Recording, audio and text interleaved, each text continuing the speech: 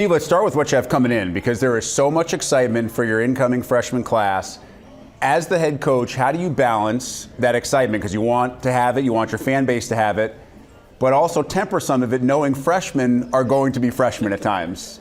Hey, first, listen, I'm excited. So my staff, I think the community, we have a really good returning group. I think the 3 players that stayed are tough and physical and have gotten better. We've added some portal pieces too that I think are really intriguing and winners.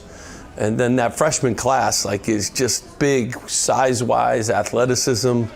Dylan Harper, point guard with great size from great family. Ace Bailey, one of the most exciting players in college basketball. But then Lathan Somerville, Dylan Grant, Bryce Dortch. These guys are talented, basketball players. So it's exciting. I can't wait to start working with them. But it's like anything; they're going to have a learning curve, and we're going to have to do a great job, getting them prepared for what I know is the best conference. And we've added more to it this year with the 4 teams as we're in these meetings. Great coaches, UCLA, Mick, and the job he does, and Dana, Oregon. We've added some quality to go on top of the great quality we already have. Obviously, your staff falls into that category as well. If you're able to recruit the class you recruited this year, how did it all come to be? How did it all happen?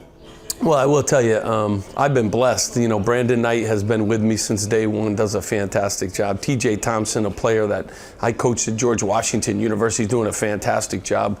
And we have a Smoke Williamson, who's a new guy to our staff and has added a whole new dimension of recruiting some certain areas to go along with the guys that have been around, Steve Hain and Mike Larkin, those guys. So staff should take all the credit for it. It's not easy in this day and age. And they've really did a great job of, showing them that Rutgers is the right place for them. And it's an exciting time. Every single ticket is sold. Our season ticket renewal rate was off the charts. We have a waiting list now to come. It's a great university, great people, and great excitement. And I'm going to do my best job coaching this year, too. And I think that's really important. I have to do a fantastic job blending the old and the new. And we're going to start doing that in June. You've had pretty consistent success since you got to the Banks. Coach Schiano has this program once again headed on the right trajectory. I look at programs like the baseball program under Coach Owens and what Brian Breck does with the lacrosse program. Where is the feeling and the overall vibe of the entire athletic department right now at Rutgers? I will tell you, it's a great time to be at Rutgers. We have a great president. Pat Hobbs done a fantastic job hiring, coaches. There's a great energy on our campus. We're ranked 15th public universities in the country. Enrollment's up, our admission standards are, hit all kinds of records.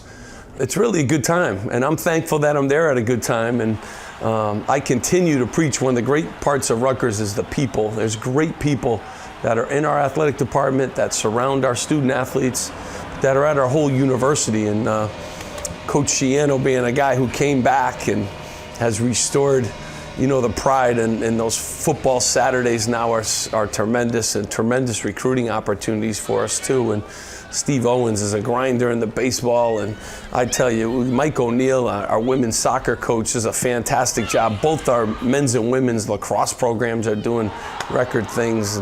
Our field hockey coach Meredith has been there forever and has won league championships. So it really is a good time to be there, and I'm blessed that this is the era. I'm glad I got here now and not 10 years ago, or hopefully I'll be here for 10 more. Well, if you do get through a period of transition. You mentioned the 4 new schools coming in. How does that addition change the way that your program operates? Well, I tell you, I always have said this, from 1 to 14 the last few years, just every single game and the preparation that you have to have and the venues you play at and the passionate fan bases. And now we've just added flights to the West Coast and playing some of the powerhouses of basketball, UCLA and Oregon, Washington, to add those kind of quality schools with quality coaches and USC, and the job that he's going to do, Muss.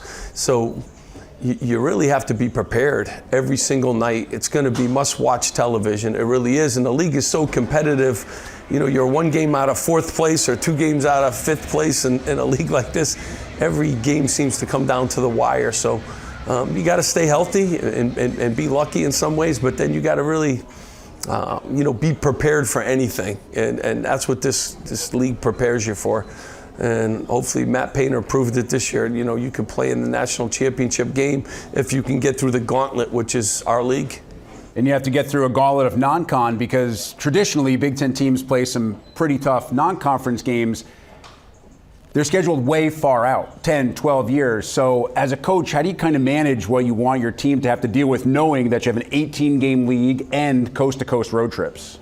I will tell you, that's the hardest thing. Like, scheduling has become, really, really difficult, and you don't really know rosters either, with the way the portal has kind of taken on a place in college basketball. And try to build a schedule that, A, you can figure your team out and build some confidence, but also try to challenge yourself at the highest level. And it really has become one of the most challenging things that you do. We're going to be running around this year playing a lot of different games, which I'm excited about. But you always have that fear, let's get them good first and then play anybody. But it's not the case anymore. We keep adding league games too, so you got to be good from the jump. Adding league games, adding really good teams, and you started to talk about some of the coaches. I mean, I've long said this is the best league in the country for coaches anyway, and now you add Mick, who's been to a Final Four, multiple-time conference coach of the year, what Muss has done at multiple places. Dana's a future Hall of Famer. I mean, how do you even kind of encapsulate the coaches that make up this league?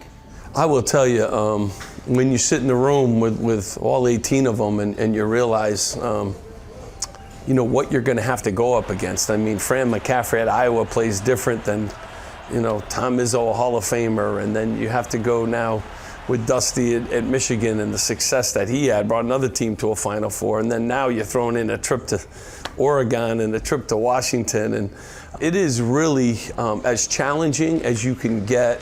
Puts a lot of pressure too on your medical people to keep you healthy.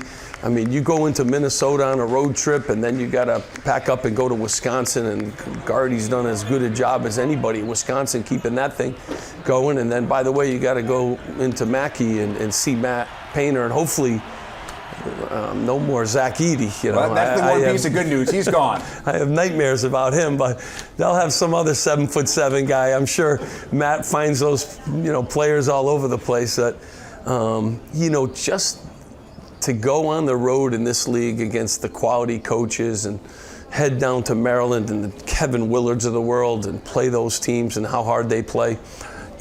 It's exciting. It's so challenging as a coach. And I told Pat Hobbs when I took the job 8 years ago, I like challenges. I didn't need this many challenges on this many nights, and now adding trips to the West Coast. But it'll be exciting. And I think the Big Ten's going to be much watched TV for everybody.